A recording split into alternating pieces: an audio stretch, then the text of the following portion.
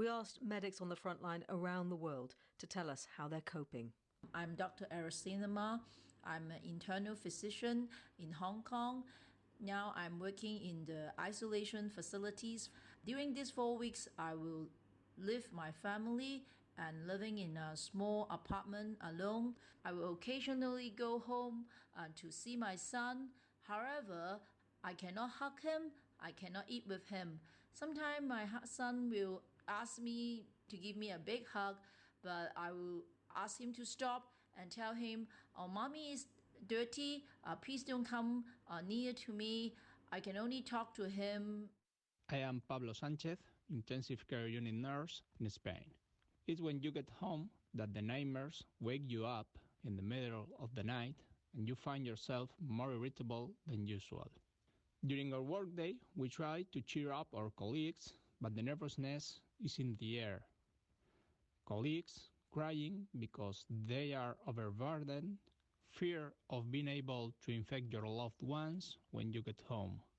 What lessons are there from previous epidemics for those workers worried about their mental health and their resilience? Dr. Laura Horiluk is an attending physician, associate professor and lead at the Toronto Western Hospital Critical Care Response Team in Canada. Along with other colleagues, she conducted research into the psychological effects on healthcare workers in Toronto following the SARS epidemic of 2003.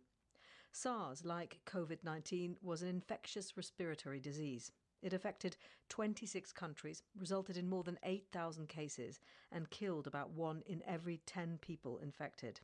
The problem comes when the number of patients exceeds our ability to manage them, even with surge planning. Then it brings us to some pretty difficult decisions about who do we give, those resources to, who has the best chance of getting through this, and the psychological impact of those decisions on a massive scale, the way that we're seeing some of our colleagues face in different countries. I think that is something that is going to have long-lasting effects on our field, and we're going to have to figure out a way to cope with it. The thing about the current outbreak is that these health workers are being exposed to extremely high levels of anxiety every day. They're on the front line. There is no end in sight. We don't know when the end point is. And I wonder what that does to someone's mental health. We are being tested in a way that we have not been tested before. I can tell you that as part of our training within critical care, we are trained to deal with crises. We are trained to stay calm in the face of a crisis. And that training kind of takes over in many respects when you're on the front line. Part of the reason or the way that we stay calm is that we compartmentalize how we feel. There's a job that we have to do, right? And that job sort of takes precedence, and hopefully retain some of the human to maintain that empathy and connection with people that is so important in our field. Dr. Laura Horiluk, what advice then is there for doctors, nurses, care staff and others who day after day are returning to the front line?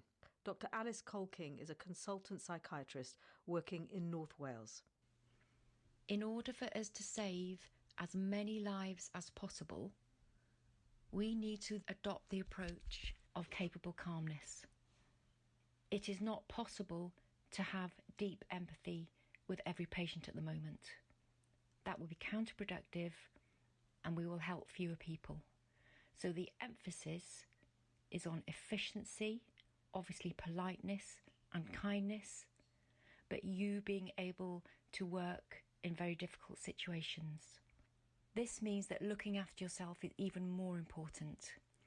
You need to stop doing unnecessary tasks at home and focus your efforts on quality recharge. Self-care is not selfish, it's not a luxury, it's a necessity.